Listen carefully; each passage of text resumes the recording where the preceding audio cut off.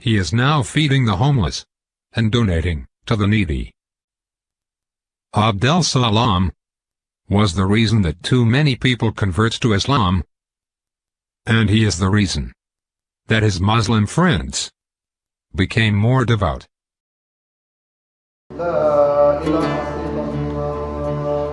So has his Islamic faith.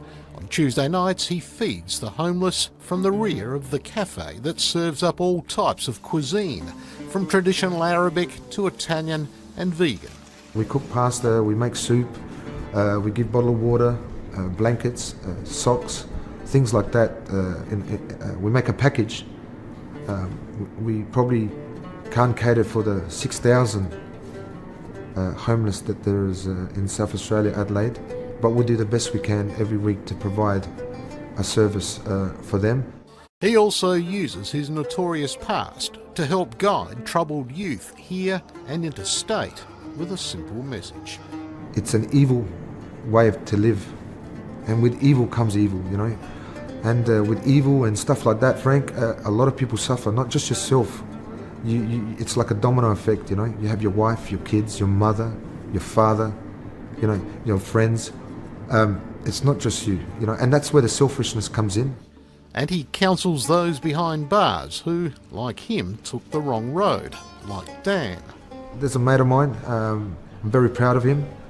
His name is Dan, he took the name of Yusuf. I want to send Ramadan Karim to him and let him know that all the brothers out here, I've been hearing about him, they're very proud of him for his change. What advice would you have for any young person out there today that may be taking the wrong fork in the road?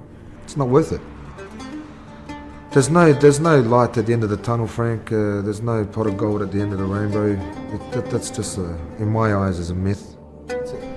The days of guns, fast bikes, flashy clothes that marked the bloody life of gangster and bikie Vince Foccarelli are, according to him, gone. Yes, even his name. What is it today? Imran Abdul Salam, which Abdul Salam means the slave servant of peace of Allah. La ilaha illallah. Although raised a Catholic in a traditional Italian migrant family, he's been a Muslim for 15 years, but admits losing his way from the righteous path he now strictly follows. I chose that life the way it was meant to be lived, you know. I didn't make any excuses. I did what I did. So he hopped out of the back seat and then fired a number of shots into the car. Giovanni in the passenger seat was killed. It was the 6th attempt on Vincenzo's Now life. for the first time, Vince Foccarelli opens up on his notorious criminal history. Look, Frank, the truth is that when you live that life and you enjoy living that life, the people around you that you're referring to and explaining, it didn't seem that way then. It felt normal. That, you know, that way of life was normality. Surviving 6 attempts to kill him. You've been a very lucky man. I've been a blessed man. Not a lucky man, a blessed man. Both Foccarellis were hit several times. The shooting murder of his stepson Johnny. Did you feel that you wanted to take some kind of revenge, retribution? Absolutely. For those? Of course, Frank. But I think that's for everyone would have that first instinct, you know, when it comes to things like that. Especially in that life, you're required. You know, it's like a requirement of it. And his redemption. You could never go back to that. Never, Frank.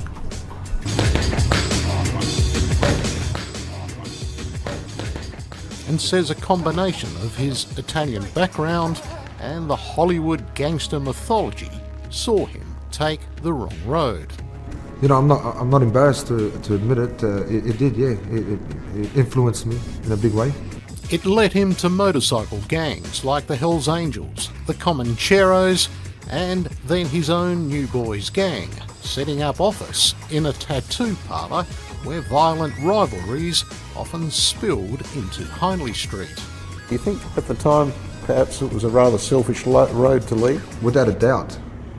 Anyone that lives that life, you know, I mean, it's up to between them and Allah to change, but that's not a life to live. You wouldn't, you know, I was educating and pretty much promoting that sort of lifestyle, recruiting, and you know, and I feel very silly very ashamed. I have, to a degree, I don't think much of it because that was my journey.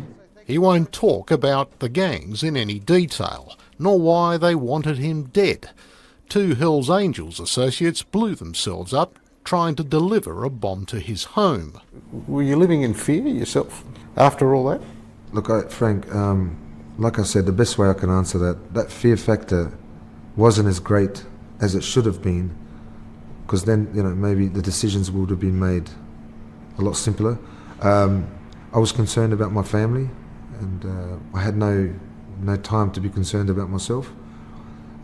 I chose that life, like I said, and whatever came at me, I took it on the chin for myself, but the concern was for the family. But his family did become targets. Police say the video leaves no doubt that Focarelli knows who killed his son. He is not cooperating whatsoever. While sitting in a car, Vince and his stepson Johnny were hit by a hail of bullets. Very sad, and very concerning that he wouldn't die, that I'll make it to the hospital. Were you telling him that while you were in the car? Was he conscious or? No. I was telling myself that it was okay, that he's just unconscious and everything will be okay. And I was talking to him, obviously, and I didn't want to believe that was it. Johnny was dead by the time the ambulance reached them. Vince was badly wounded. Was that the sort of turning point in your life, you think? No. It wasn't? I have to answer you honestly, Frank. I was very angry and, and frustrated at the situation. Did you have feelings of revenge? Yes. Absolutely. On his release from hospital, Vince was arrested. He wound up in solitary confinement in Yatla's G Division. It was to be his road to Damascus moment. I started reading the Quran, and a lot of things spoke to me in regards to my life. You can't delay it, or you can't prolong death, but everything is written. Allah has written it.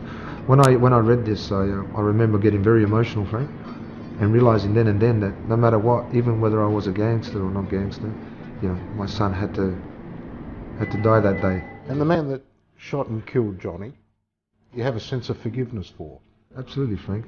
I believe strongly in this religion, and it's because of this religion that I am able to forgive the man that has shot my son.